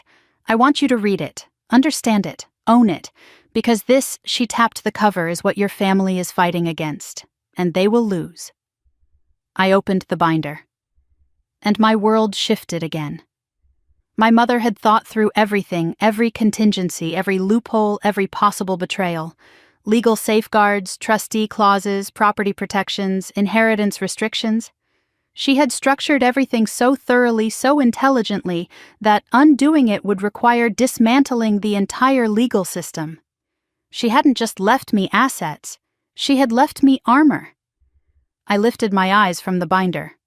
Linda. How long was she planning all this? Years, she said. But she accelerated it the moment she realized what your father and sister were doing. She knew they'd try to take everything I whispered. She knew they'd try to take you. Silence unfurled between us, heavy, reverent. Linda finally broke it. There's more. She reached into her desk and pulled out another envelope. My name was written across the front. I frowned. I didn't see this before. You weren't supposed to, she said. Evelyn left it with me to give to you only when your family filed a legal challenge. My pulse quickened. I opened the envelope carefully. Inside was a short, handwritten note from my mother. Meredith, when they challenge you, do not be afraid. You are not alone. You never were. I saw the truth long before you could speak it. Behind the note was a small USB drive. What's on this? I asked. Linda's tone grew solemn. Recordings, conversations between your father and sister, the kind of evidence courts don't overlook. My throat tightened. Your mother anticipated every move they're making, Linda said softly, including this one. I slid the USB into my backpack, adding it to the growing arsenal. Linda checked her watch. Your father's meeting starts in 1 hour. He'll come out furious, and he will come straight for you. I felt my pulse quicken. Should I stay here? No, she said. You should go somewhere that honors your mother's intentions. Somewhere quiet. The cabin. She smiled. Yes, but before you go, there's one more thing. She pulled out a document labeled Emergency Restraining Order, Template Financial Abuse, Harassment. My chest tightened. Do you think I'll need this? That depends entirely on your father, Linda said. But I want you to have it, just in case. Her words were careful, measured, rehearsed. She had seen too many families like mine fall apart under the weight of entitlement. Come back tomorrow, she said. We will review everything after their meeting implodes. I nodded. She looked at me with something almost like pride. Your mother was right. You're stronger than you know. I slung the backpack over my shoulder, gripping the strap tightly. I'm trying to be. You already are. Outside, snow had begun to fall, slow, delicate flakes drifting through the air like feathers. The cold bit my cheeks as I walked down the street, the weight of the binder, the box, the evidence grounding every step. My phone vibrated again. A call from Madison. I declined it. Then a message. I saw Dad's lawyer. He says you're in serious trouble. Call me now. I smiled to myself. Of course she believed that. She had always mistaken loudness for power manipulation, for strategy entitlement, for authority. But real power didn't shout. It built quietly. It prepared. It endured. I reached the corner and saw a reflection in the storefront window. My reflection. Standing taller, shoulders squared, eyes steady. Not the Meredith who once apologized for taking up space. Not the Meredith who spent years cushioning her family from the consequences of their own greed. A new Meredith. A woman standing in the center of her own life for the first time. I whispered into the settling snow, Mom, I hope you can see this.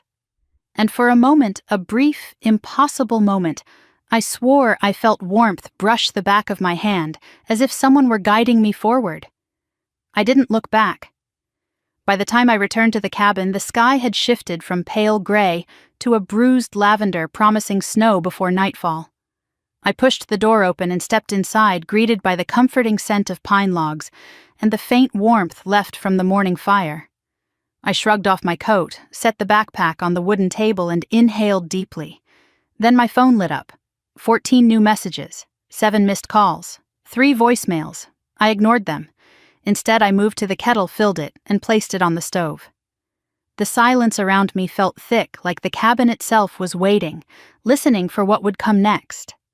At 3:42 p.m., the first voicemail forced its way through the quiet. I didn't want to listen. But I did. My father's voice blasted through the speaker, louder than I expected. Meredith, you have made a complete fool of us. A shaky inhale. The attorney says the trust can't be altered. They say everything is yours, everything. The house, the accounts, the assets. How could your mother have done this? His voice cracked, the anger turning brittle. You need to fix this. Immediately. We're meeting as a family tonight. You will be there. The voicemail ended abruptly. I didn't move. The kettle hissed softly, steam curling upward. Another voicemail began automatically, this one from Madison. Mir, what the hell did you do? She sounded panicked, breathless. Dad's furious. Mom is crying. The lawyer says we have no claim to anything. They said, she lowered her voice. They said the evidence your mother left makes our case impossible. I didn't even know there was evidence. What did she leave you? What are you hiding? A trembling exhale. Come home. We can negotiate. I ended the voicemail before it finished. Negotiate. As if this were a business deal. As if I hadn't been the family's silent backbone for years. The third voicemail had no introduction, just Meredith, please, my mother. Her voice was exhausted, small, almost unrecognizable. We're losing everything. Your father went to the bank, he was humiliated. Your sister is terrified. This isn't who you are. Please, please come home and talk to us. My throat tightened, but not with sympathy, with clarity. This wasn't who they thought I was. They had only ever seen the version of me that served them, the version that bent, the version that apologized, the version that covered up their mistakes. And that version was gone. I replayed the last line of my mother's message. This isn't who you are, but it was. This was who I had always been, someone who endured quietly until she didn't. Someone who would burn down the structures built from her labor if they became cages. I turned off the voicemail. The kettle whistled. I removed it from the stove and poured myself a cup of chamomile tea, letting the fragrant steam rise around my face. 5 minutes of silence passed. Then the phone rang again, this time from an unknown number. I let it go to voicemail. A moment later, the transcript popped up on my screen. It was the bank manager. Ms. Holt, your father attempted to transfer funds from your personal investment account. We denied the request, but you may want to contact your attorney. My pulse quickened. He had tried again. I reached for my phone, ready to call Linda, when another message appeared, this one a group text from the family chat. Dad family meeting at 6 p.m. non-negotiable. Madison. You owe us an explanation. Mom, please Meredith, we need you. My lips curved into a small humorless smile. There it was. Not we miss you, not we love you, not we're sorry, we need you. The truth of our entire relationship distilled into 3 words. My phone buzzed again. Another message from my father sent directly to me. If you do not show up tonight, we will come find you. The threat hung in the air like smoke. I sat down, set my mug aside, and stared at the wooden box on the table. My mother had anticipated all of this, and she had prepared me for what came next. I opened the box again. The notebook waited at the top pages, filled with her precise handwriting, chronicling every misstep, every forgery, every manipulation. Beneath it, the USB drive and the folder of financial records. But today what caught my attention was the envelope marked, "For when they turn on you." My pulse steadied. I opened it carefully. Inside was a single sheet of paper containing a short message. Daughter. If they threaten, you do not go to them. Make them come to the truth instead. You have nothing to fear. You have already won. Mom, my chest tightened. I closed the envelope, slipped it into my pocket, and sat quietly for several minutes. The fire crackled in the hearth. The wind pressed against the windows. Snowflakes drifted past in slow spirals. Then the phone rang again. But this time it wasn't a threat. It was Cameron Price. Did you hear the news? He asked as soon as I answered. What news? Your father's business partner filed a fraud report against him this afternoon. My breath caught. What? Apparently your father diverted company funds into a personal account last month, and now that everything is frozen, his partner noticed. I leaned forward in my chair. What does that mean? It means Cameron said carefully that financial investigators are getting involved. If they discover the forged documents tied to your name, the consequences for your father and sister will be severe. My pulse slammed. This was never your burden to carry, he added gently. Your mother knew that. Now, others will finally see it too. I closed my eyes. A strange combination of grief and relief washed over me. Thank you, Cameron. Stay with your attorney, he warned. Your father is unstable right now. He may try to frame you to save himself. My stomach twisted. I understand. After hanging up, I sat in silence, processing everything. The Holt Empire wasn't just collapsing, it was exploding. From the inside. Each piece of truth my mother saved was a match dropped into the fragile foundation my family had built on lies. I checked my watch.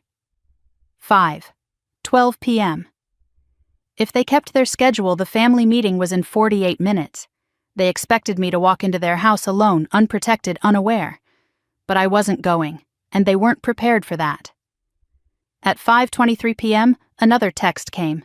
Mom, your father is furious. Please come calmly. Do not escalate things. I stared at the message, incredulous. Do not escalate. All I had done was leave. They were the ones drowning in consequences, thrashing, clawing, grasping for the version of me who would make everything better. But she was gone. I shut off my phone and slipped it into my coat. As I moved toward the door, the last of the sunlight disappeared, leaving the mountains bathed in icy blue twilight. Outside, the air was sharp and clean. I walked to the edge of the clearing past the line of pines and looked toward the distant ridge where the lights of Birch Creek flickered faintly in the valley below. My family was down there unraveling, panicking, plotting, fracturing, and somehow still believing they could summon me back with a command. But my mother's voice echoed in my mind, steady, clear, absolute. Do not go to them. Make them come to the truth instead. I pulled my coat tighter and began walking toward the small mailbox at the entrance of the property. A light dusting of snow coated the top. I brushed it away and opened the box. Inside was a single envelope, delivered earlier that day, addressed to me in my father's handwriting. I opened it under the fading light. It was a typed letter, formal and cold. Effective immediately, you are hereby notified that your financial interference has caused irreparable harm to the Holt family. Failure to comply with our demands will result in legal action, public exposure, and termination of familial support. I read it twice. Then I laughed, quiet and shaking. Family support. They had never supported me. They had used me, controlled me, lived off of me. And now that the foundation was gone, they were scrambling to intimidate me back into position. I folded the letter, placed it back in the mailbox, and whispered into the still air, no. The mountains held the word gently, as if agreeing. When I returned to the cabin, I found myself standing in front of the old mirror hanging near the bedroom door. My reflection looked back tired, yes, but steady, grounded, unafraid. This was the turning point. The moment when silence shifted into action. I zipped up my backpack, grabbed the evidence, and stepped out into the night. Not to go to them, but to prepare for when they came to me. Because they would. And when they did, they would face the truth they had buried for years. The truth my mother preserved. The truth that would dismantle everything they had built on my back. The Holt Empire wasn't falling. It had already fallen. They just hadn't hit the ground yet. I didn't sleep that night. The cabin was quiet, too quiet, as if the walls themselves were holding their breath. I sat by the fire with my mother's notebook open on my lap, the flames casting slow-moving shadows across the pages filled with her handwriting. Every word felt like a thread stitching me to her steady, deliberate, unbreakable. By dawn, frost had formed on the inside of the windows. The sky beyond them glowed pale pink, a deceptive softness that did nothing to ease the tension building inside me. At 7:23 a.m., my phone vibrated violently on the table. A single notification lit the screen. Family meeting results, urgent, sent by Madison.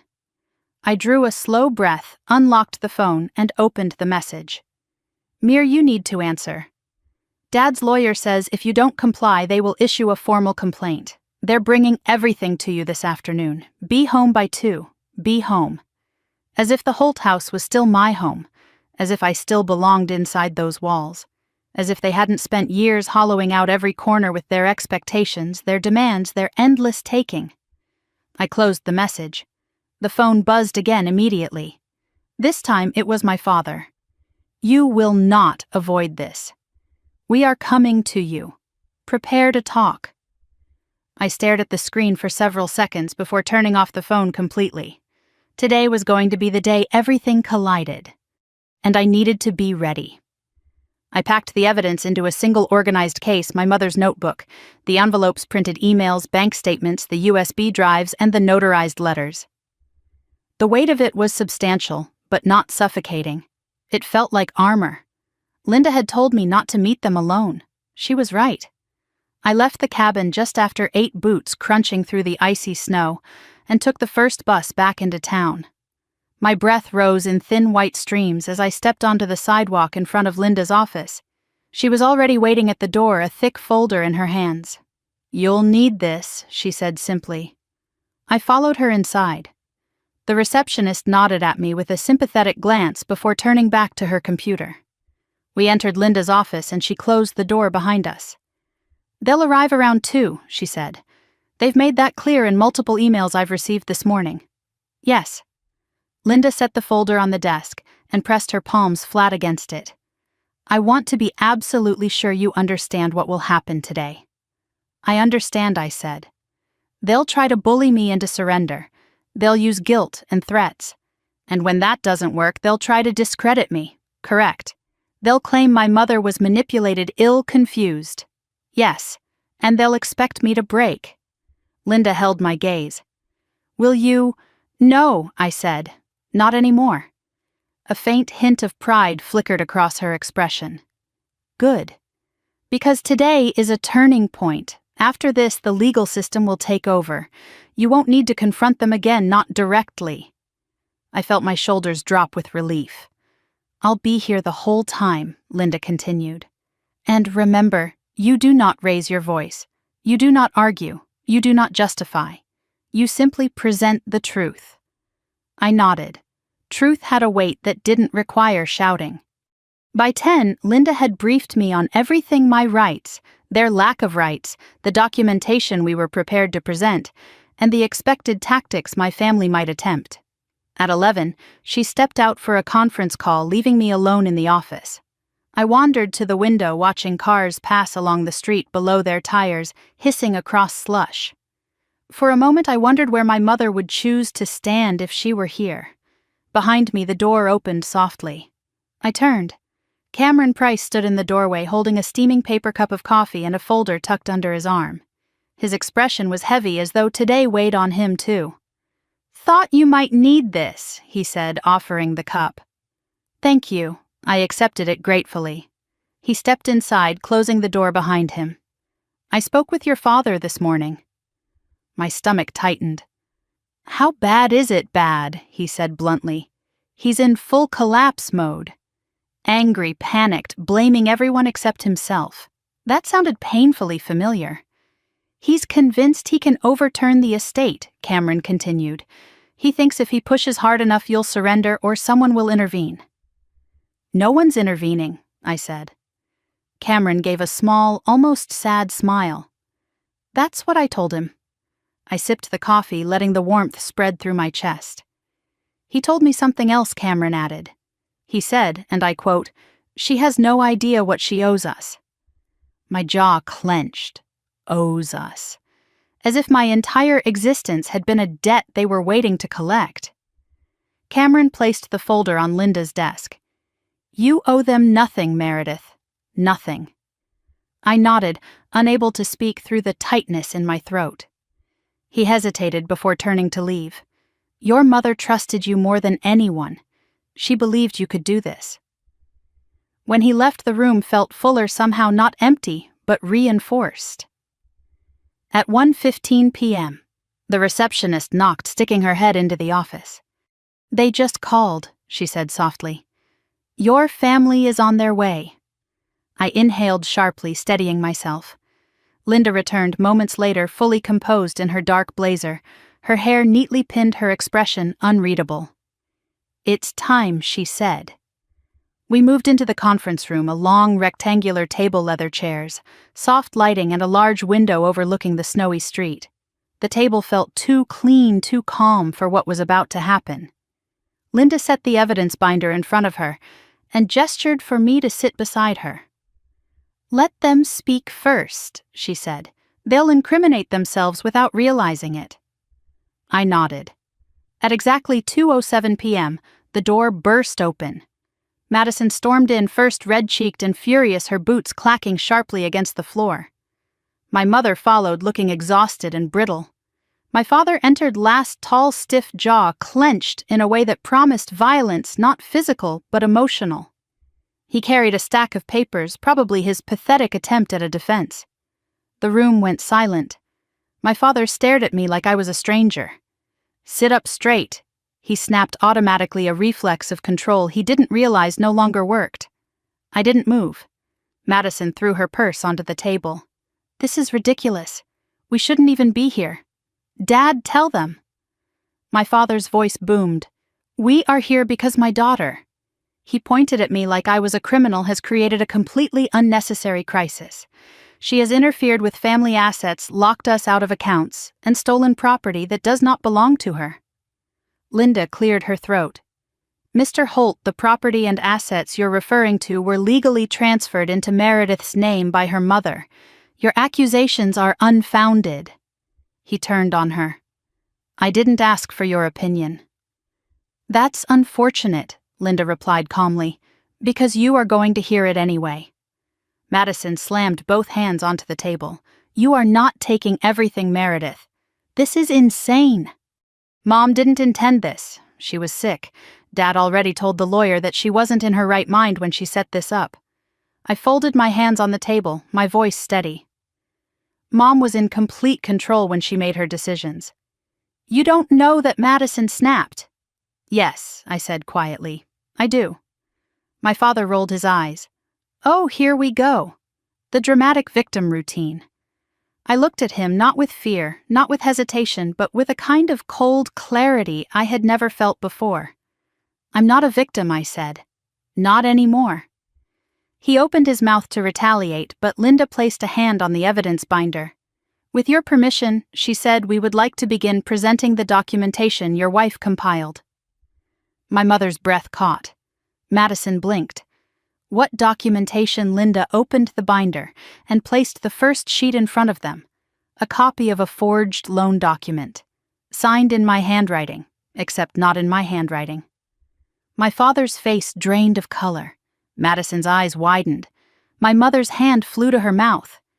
This, Linda said, is the beginning. She laid down another document, another forgery, and another, and another. The room fell into suffocating silence as document after document slid across the table, proof of every theft, every lie, every manipulation they had buried under years of gaslighting. My mother whispered, "Oh, God." Madison's face twisted. These are fake. They are not fake," Linda said sharply. "They are authenticated. They are time-stamped. They match transfers, withdrawals, and emails your mother saved." "Emails," my father croaked. Linda pressed a button on a small speaker. My mother's recorded voice filled the room. "I know what you're doing." My father flinched. Madison froze. The audio continued, my mother confronting them, pleading with them, warning them. Every word was a scalpel slicing through their denial. When the recording ended, no one spoke. Finally, my father rose slowly from his chair, staring at me with something like hatred and fear tangled together. "You," he whispered, "have destroyed this family." "No," I said, rising too. "You destroyed it.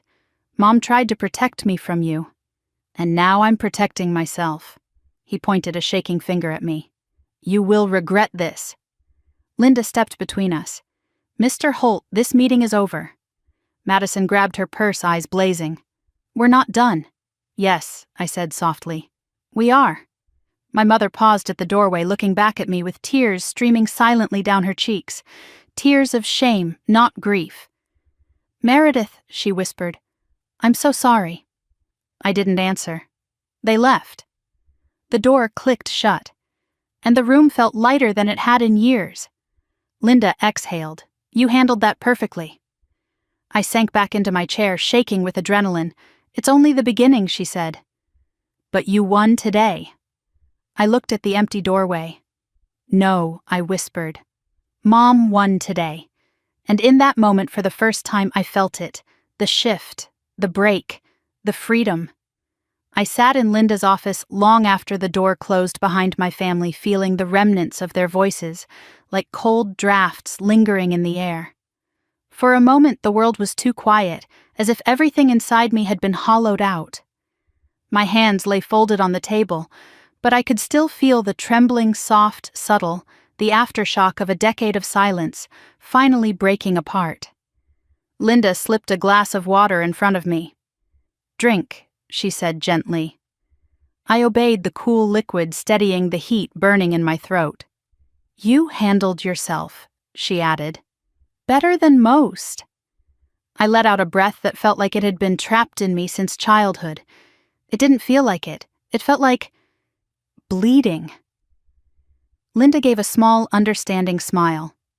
"That's what truth does. It cuts on its way out." I nodded, staring down at the table. "It's not over."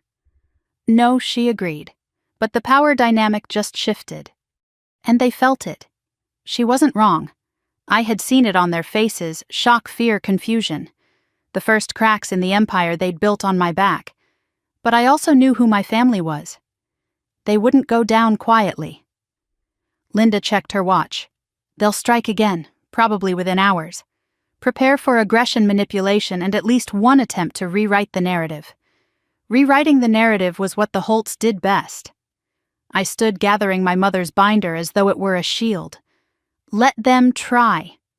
Outside, the winter air hit my face in a sharp gust, but instead of shrinking under it, I inhaled deeply. The cold hurt, but the hurt felt clean, honest, pure in a way that my family had never been. I walked through town toward the small cafe near the courthouse, a place my mother had loved. She used to say the coffee tasted burnt, but the atmosphere tasted real. The staff knew her by name. They still smiled at me whenever I came in, offering quiet condolences they weren't even aware I needed. Inside, I ordered chamomile tea and found a corner booth by the window. A few people chatted around me, but the world felt muted, distant, almost peaceful. My tea arrived. I wrapped both hands around the cup, letting the warmth seep in. Then my phone lit up. 18 missed calls. 11 from my father, 5 from Madison, 2 from my mother. I stared at the screen as the call counter jumped again. 19. I set the phone face down. The tea trembled slightly in my hands. The bell above the cafe door chimed, and for a split second panic flashed through me, ridiculous, irrational, but real. I half expected to see my father standing there, storming toward me with the self-righteous fury of a man who believed the world owed him an apology. Instead, it was a young couple laughing as they stepped inside. "Relax," I whispered to myself. "They can't touch you anymore." But even as I said it, a part of me knew it wasn't entirely true. Emotional entanglement doesn't end just because the legal ties break. Psychological bonds, especially toxic ones, linger like smoke after a fire. At 3:45 p.m., my phone buzzed with a text. From my mother. "One day you'll realize all we ever wanted was what was best for you." I stared at the message, feeling something cold settle in my chest. My mother had always been the softest weapon in the Holt arsenal. Her voice carried the guilt. Her eyes carried the disappointment. Her silence carried the threat. But that message, wrapped in false tenderness, felt like a dagger. I typed back slowly, deliberately. "I know the difference now between what's best for me and what's best for you." I hit send. She didn't reply. I finished my tea, left a tip, and walked back out into the cold. Snow had begun to fall, soft flakes drifting down in slow spirals, settling lightly on my coat. The world felt muted, almost cinematic. A strange calmness spread over me as I started walking toward the bus stop. My phone buzzed again. A voicemail, from an unknown number. I pressed play. My father's voice filled the air. "You think this is over? You think you can humiliate us and walk away? You are destroying this family, Meredith. I raised you, I fed you, I sacrificed everything for you. And this is how you repay me. You will regret this. I promise you, you will regret this." The message ended with a sharp exhale, a sound I had heard thousands of times growing up. The sound he made right before he broke something. Or someone. My breath fogged in the cold. For a moment, fear clawed at me, the old familiar fear that had shaped my entire childhood. The fear of stepping wrong, speaking wrong, breathing wrong. Then I took another breath. This one steadier. He couldn't break me anymore. I boarded the bus and rode back to the cabin. The sky was darker now, the sun melting behind thick clouds. The forest surrounding the cabin felt quiet, protective, almost maternal. I stepped inside, locked the door, and removed my coat. The silence wrapped around me like a blanket. But the peace was short-lived. At 6:09 p.m., headlights flashed through the frosted windows. I froze. A car door slammed, then another. Loud voices rose shouting, muffled but unmistakable. I stepped to the window and peered out. My parents' SUV was parked crookedly outside the cabin. My father stood in the snow red-faced and shouting at the front door even though he hadn't knocked yet. Madison was pacing beside him, arms flailing, her breath rising in frantic bursts. Panic shot through me. They had come, not for conversation, not for clarity, but for control. They marched toward the cabin as if they owned it. I grabbed my phone. Linda answered on the first ring. "Tell me they didn't." "They're here," I whispered, backing away from the window. "They're outside." "Do not open the door," she said sharply. "Do not engage. I'm calling the sheriff right now." My father's fist slammed against the front door. "Meredith," he roared, "open this door right now." My heart pounded so hard I could feel it in my teeth. Madison shrieked, "You can't hide forever." Another fist slammed the door. I pressed myself against the wall, gripping the phone with shaking hands. Linda's voice came through the speaker, steady and firm. "Help is on the way. Just stay away from the windows." Another blow shook the cabin. The picture frames rattled. My father's voice was hoarse now. "You think some lawyer can protect you? You think you can take what's ours and run?" I closed my eyes, gripping the phone until my knuckles whitened. "It was never yours," I whispered to myself. Blue and red lights flashed against the trees, then not long after, but long enough that the minutes had stretched painfully. The sheriff's cars rolled up their tires, crunching through the snow. Officers approached cautiously, hands near their belts, but not touching their weapons. "Sir, step back," one officer ordered. My father shouted something about family matters. Madison shrieked about injustice. My mother cried dramatically, claiming I had been brainwashed. It took 5 minutes, 5 long, chaotic minutes, but eventually the officers guided them back toward the SUV. Before he got in, my father turned toward the cabin, staring through the window as if he could see me hiding behind the wall. His voice was low, icy, venomous. "This isn't over, Meredith."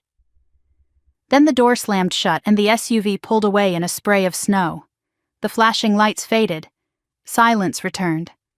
Linda stayed on the phone until my breathing evened out. "You did the right thing," she said.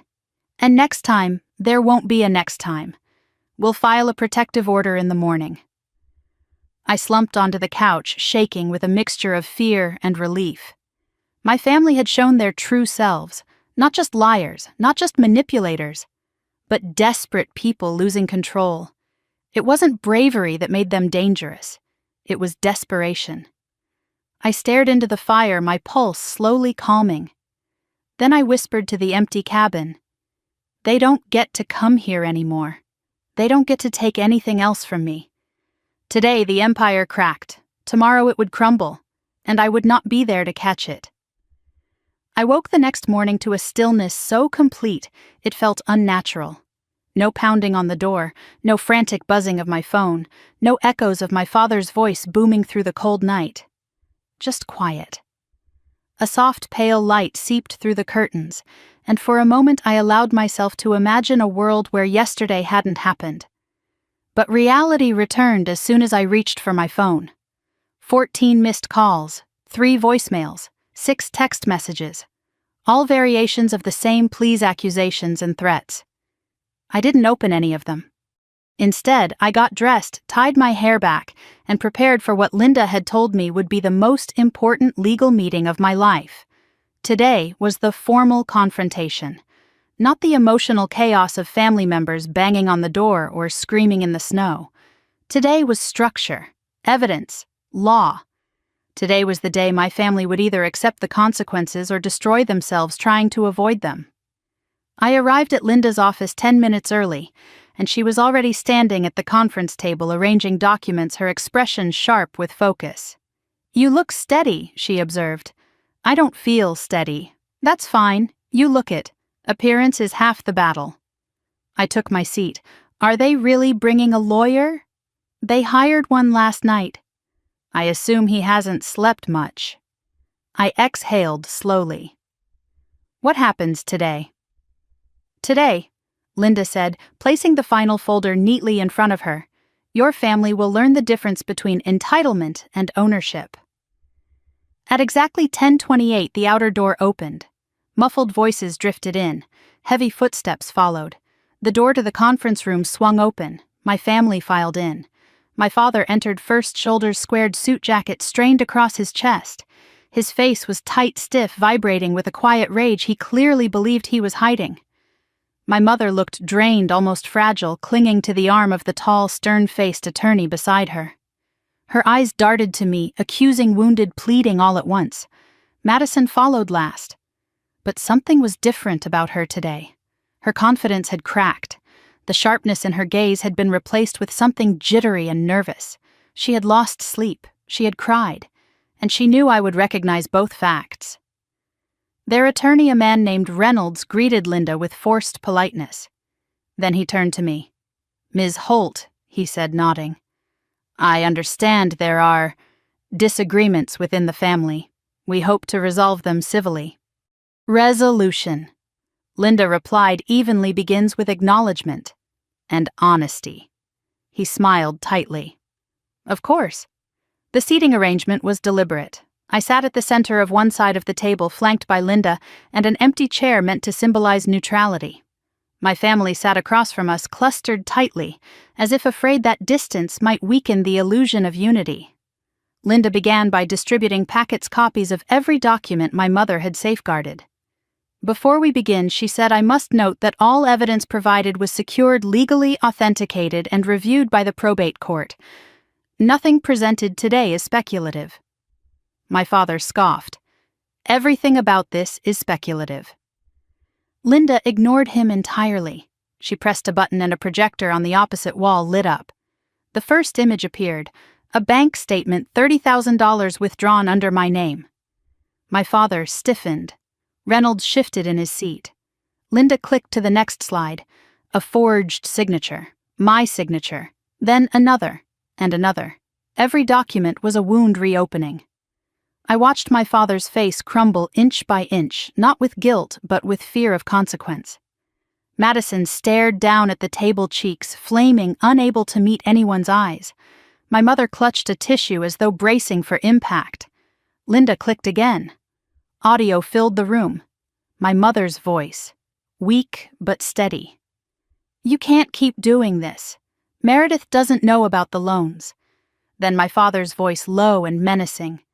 "She doesn't need to know." Then Madison. "She'll sign whatever we tell her to sign. She always does. She thinks family means obedience." My stomach twisted, even though I had heard the recording before. My father's attorney cleared his throat loudly. "These recordings, Your Honor." "Well, excuse me, Ms. Graves. These recordings, although concerning, do not necessarily demonstrate intent to defraud." Linda turned to him sharply. "Please don't embarrass yourself, Mr. Reynolds. This isn't a courtroom, and you heard exactly what we all heard." Silence. Linda clicked again. Emails, transaction logs, transfers, property tax receipts charged to my account despite being attached to homes I'd never lived in. Then came the final image. A scanned letter. Handwritten. Signed by my mother. The dates aligned exactly with the period when she began quietly documenting everything. Reynolds scanned it, frowned, read it again, and finally set it down. This complicates matters. My father exploded. This is absurd. That woman, my wife, was not in her right mind when she wrote that she was medicated, she was ill. She was. Linda lifted a second binder. Here are her medical evaluations, dated, signed by doctors confirming full cognitive clarity for the entire year she prepared these documents. My father's jaw snapped shut. My mother's trembling worsened. Madison exhaled shakily. Reynolds held up both hands. Let's pause a moment and reassess. The tension in the room stretched like a wire pulled too tight. Linda folded her hands neatly. The point of today is simple. Your family leveraged Meredith's name financially and legally for years. They committed fraud. They attempted identity manipulation.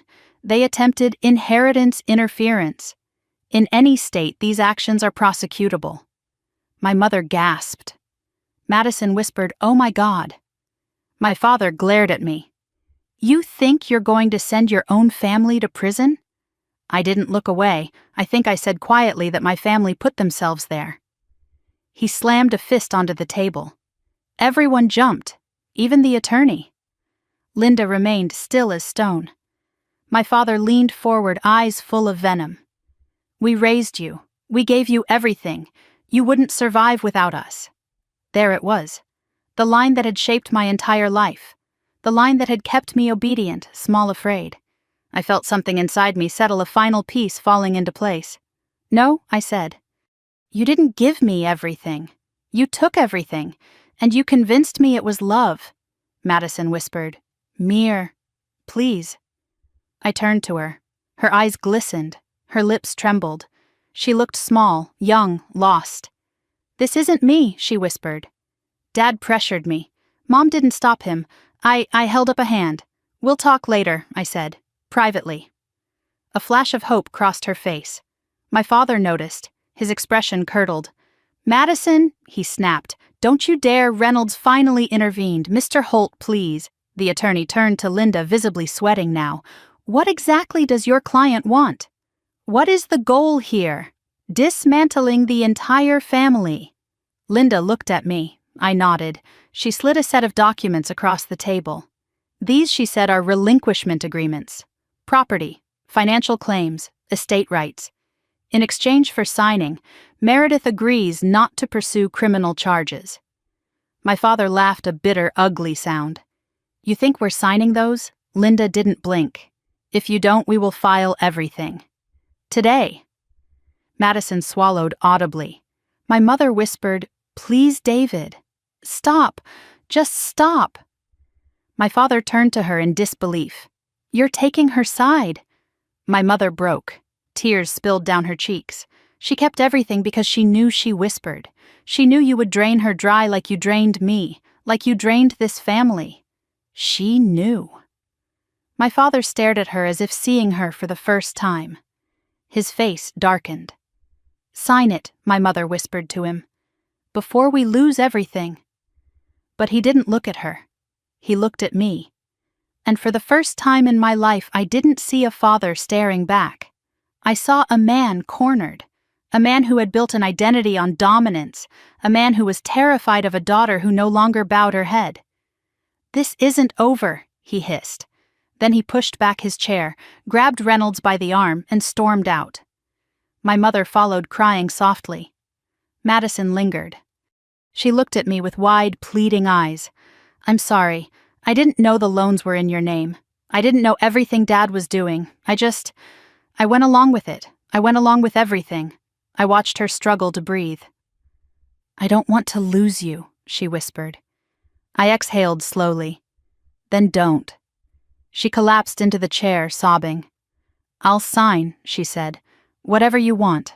I'll sign." Something inside me softened, not much, just enough to acknowledge a fragile truth: Madison wasn't innocent. But she wasn't lost forever.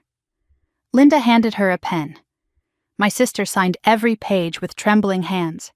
When she was done, she pressed her forehead to the table and wept. I stood. "I need air," I murmured. Linda nodded. "Take your time." Outside, the winter sun had risen high, reflecting off the snow in a cold, sharp brilliance. I stepped into the brightness, closing my eyes as the wind lifted strands of my hair. It wasn't victory, not yet. But it was the moment before victory. The moment when the scales finally shift. The moment when surviving becomes reclaiming. I inhaled deeply. Today, part of the empire fell. Tomorrow, the rest would crumble. Snow was melting on the cabin roof the morning I officially became free. Not metaphorically, though, that was true too, but legally, irreversibly, indisputably free. Documents had been filed, signatures notarized, protective orders approved. My name, my identity finally belonged to me again, no longer stretched thin under the weight of my family's greed. The quiet outside felt different now. It wasn't the tense stillness I'd known most of my life, the kind that warned me to tread lightly or risk being swallowed whole. It was gentle, open, like a doorway I had never been allowed to walk through until now. I stood by the window with a cup of tea warming my palms and watched the last stubborn patches of snow shrink under the pale March sunlight. The storm was over, and I had survived it. When I stepped outside, a cold breeze kissed my cheeks, but it didn't sting. The forest seemed to breathe with me. Birds darted between the branches, calling to one another as if welcoming spring. For once, I didn't feel out of place in the world. I felt present, solid, unafraid. My phone vibrated lightly in my pocket. A text from Linda. Filed, processed, final. "Congratulations, Meredith." I smiled slow and full, the kind of smile that felt like it came from muscles I hadn't used in years. I typed back, "Thank you for everything." Then I slid the phone away. There was nothing left to check. No crisis waiting, no fire to put out, no obligation disguised as love demanding my immediate attention. Just quiet, just me, just freedom. Later that morning, I drove into town and parked by the waterfront. The lake was half frozen, half shimmering, the wind brushing faint ripples across the thawed sections. My mother used to bring my sister and me here when we were little. She'd tell us to throw a pebble and make a wish, then swear up and down that the lake kept secrets. I picked up a small stone from the shoreline, cold and smooth, and held it for a moment. "I hope you see this," I whispered to her memory. "I hope you know we made it." I tossed the stone. It skipped once, twice, then sank into the quiet depths. The wind shifted slightly as if answering. The next part of my day was unfamiliar territory. Not court documents, not crisis management, not hiding in fear of angry fists pounding on my door. I had an appointment at a college campus with an academic advisor. When I walked into the office, the bright-eyed woman behind the desk beamed at me. "You must be Meredith. Come in. I reviewed your application last night. Your essay was remarkable." I blinked. It was yes. "You wrote about rebuilding your life from the ground up, about resilience, about finding your voice after years of being silenced." We were moved, truly. My cheeks warmed. "I didn't think it was impressive." She shook her head. "It wasn't just impressive, it was brave. You'd be a fantastic candidate for our psychology program." Psychology. The word felt like sunlight. Helping others reclaim their lives after losing themselves. Helping people break cycles that once felt unbreakable. Helping women like me. I swallowed, suddenly emotional. "Thank you. That means more than you know." Her smile softened. "I think good things are coming for you, Meredith. You're choosing yourself now. Choosing myself. Not surviving, not shrinking, not appeasing. Choosing." By the time I left the campus, a small acceptance packet in my hands, the sky had brightened into a soft blue streaked with gold. Everything around me seemed sharpened, cleaner, stronger, more possible than I had ever allowed myself to imagine. I drove home the long way past the bakery, where my mother used to buy cinnamon rolls, past the church, where she sang in the choir, past the park where Madison and I used to feed ducks every Saturday morning, before competition and comparison took her from me. The memories didn't hurt anymore. They simply existed. When I pulled into the cabin driveway, a familiar car was waiting. Madison's. She stood by the porch, hugging her coat around herself, eyes red from crying. Her posture was hesitant, not demanding, not entitled, not the girl who once believed the world belonged to her. I stepped out of the car. She stepped toward me. "Hey," she whispered. "Hey." Silence stretched between us, not tense, just fragile. "I wanted to see you," she said softly. "Not for Dad, not for Mom, for me." I nodded, cautious but open. "Okay," she swallowed hard. "I signed everything. You know that." "Yes. And I know I have no right to ask you anything. But I need to say this." Her voice cracked. "I'm sorry. Truly, deeply, and I'm trying to do better. I'm in therapy. I'm learning how much of what I said came from fear. And how much came from Dad's voice instead of my own." I studied her face. She wasn't acting. She wasn't manipulating. She was trying. It wasn't forgiveness. Not yet. But it was something. "I'm glad you're working on yourself," I said quietly. Her eyes filled again. "I want you in my life, even if it's small, even if it's slow, even if I have to earn every inch of ground." I hesitated, then nodded once. "Small steps," I said. A trembling smile broke across her face. Small steps. We didn't hug, not yet. But the air between us shifted, no longer a wall but a doorway. She left soon after wiping her cheeks, thanking me for listening. I watched her car disappear down the winding road, feeling something I hadn't expected: closure. Not revenge, not victory. Closure. That afternoon I returned to the cabin and opened the woodworking box my mother left me. Inside were her old tools, a small hammer measuring tape, a chisel worn from years of use. The scent of cedar rose as I lifted the lid. I traced my fingers over the handle of the hammer. "I'm learning," I whispered to her. "I'm finally learning." I spent the next hour building something simple, a wooden frame for the acceptance letter I had tucked inside my bag. My hands were clumsy at first, but the rhythm came quickly, easily, as though my mother's hands guided mine. By evening, the frame rested on the table beside a small candle. I stepped outside and watched the sun sink behind the tree line, flooding the sky with gold and orange. A soft knock sounded behind me. I turned. Cameron stood on the porch holding a paper bag with a shy smile. "I made too much dinner," he said. "Thought you might want some," I laughed. "You made dinner?" "Okay," he admitted. I heated dinner. But generosity doesn't require culinary skill. He joined me on the porch, handing me a warm container. We sat side by side, not touching, not rushing anything, just breathing the same quiet air. He glanced at me after a long silence. "You seem lighter." "I am," I said truthfully. "Good," he murmured. "You deserve that." We ate in companionable quiet until the stars appeared overhead. When he finally rose to leave, he paused, studying me gently. "I'm proud of you, Meredith, for everything you walked through. And everything you didn't let break you." When he was gone, I stayed outside, staring at the sky.